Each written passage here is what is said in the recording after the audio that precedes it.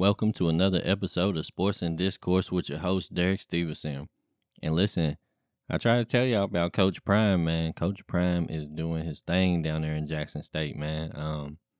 He is making waves down there with the HBCUs, man. And Coach Prime just kind of he just seems to be like the ultimate players coach. He seems to be able to get the new generation of players, like he understands them. He seems to understand like what their struggles may be. He knows how to motivate them. He just seems like the perfect guy to be a coach for young athletes. And obviously, a lot of people are starting to buy in, man, because it just broke. Travis Hunter, the nation's #1 ranked recruit in the 2022 class, he just let Florida State know that he's actually going to sign with Jackson State. And man, that is unbelievable to me.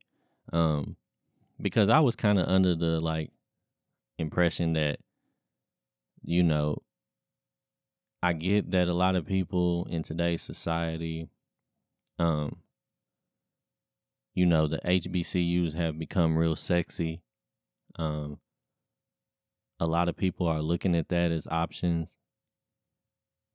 And I knew that Dion being a coach down there was going to bring a lot of recognition to it and have a lot of more people interested in it. But I didn't think this quickly he would be getting top recruits. And to get the #1 overall recruit is crazy, man. And shout out to Coach Prime, man. I would love to see him get, a few more of these guys. Well, I mean, let me not kid you. I would rather for all of these guys to go to Kentucky. But if they're not gonna go to Kentucky, I would like to see Coach Prime get a stacked deck one time and see what he can do with a loaded roster, man, because it just seems to be the same old story every year. You got Clemson, Alabama, Georgia, Ohio State, just the same old schools that get all the good players, and they basically battle for the championships. And it kind of leaves everybody else scrambling a little bit. And I actually thought that it would make it even harder to recruit against the big schools now that you got this name, image, and likeness situation with the NCAA where players can be paid for their image. Because I just felt like that would end up making it a little easier for big schools to recruit more.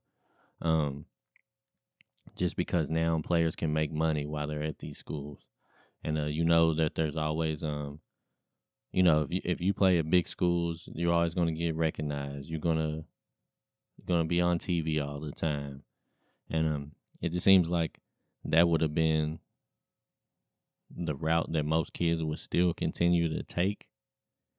And I haven't heard anything from this kid, Travis Hunter, so I haven't listened to him or I haven't read any of his reasons. But man, this is getting ready to shake the game up. I think a lot of things are going to start to change. I'll say that, and things are going to get difficult. And I don't think that these big schools, I don't think that they're going to be able to just rely on the name anymore. They will to a certain degree, but it's not going to just be everybody lining up to go to Alabama and Clemson and Georgia anymore, man. Now they're going to really have to get in there and dig in and talk to these guys and show these guys what's up, man, because Prime is coming for them, man. And, once again, man, every time I talk about Coach Prime, I have to bring up the fact that I know at some point the big schools are going to start trying to take him away. And honestly, I wouldn't be shocked if Florida State went on ahead and tried to get him now. He just took basically the #1 prospect away from them. And I know deep down in his heart, he probably would love to be the head coach of Florida State. Um, but I do think he's supremely dedicated to Jackson State at the moment. Like, I think his goal was to make waves in the HBCU, and I think that he probably would only leave, in my opinion, probably for Florida State. But then again, you never know, man. You never know what motivates somebody. You never know what will make somebody make a decision.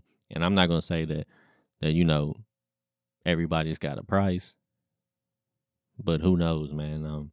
Maybe if some school like Texas or somebody like that threw the right amount of money, he might consider it.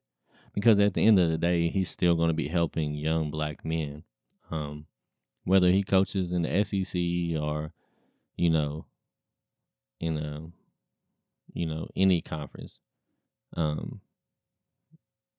he's still going to be the leader of young black men, which is what I feel like he was setting out to do. But I like Coach Prime, man. I like everything he does. I feel like he like I seen a clip of him trying to prepare his players to deal with off the field distractions such as women and different things like that. So I feel like he's just really trying to give all of these young men as much knowledge and as much wisdom as he can to just make them as prepared as they can be for whatever their next step in life is, whether it be playing in the NFL or just graduating college and working, like whatever it is. I feel like he's really dedicated and committed to trying to prepare them as much as he can and make them greater people. And it seemed like people are starting to buy in, man. So y'all let me know what y'all think, man. Keep y'all's eyes peeled for Coach Prime, man. He is making waves, and I think he's only going up from here. I would love to see him stay at HBCU, but man, them big schools is probably gonna be knocking at his door pretty soon, man. So I can't wait to see how it plays out. But anyways, y'all let me know what y'all think. Do y'all think Coach Prime should stay where he's at? Do y'all think he should look at the Florida State job? I mean, do you feel like he's gonna continue to do this every year and start taking all the good recruits? Is he gonna turn Jackson State into the next Alabama? I mean, you let me know what you think, and we're gonna get back at it on the next one.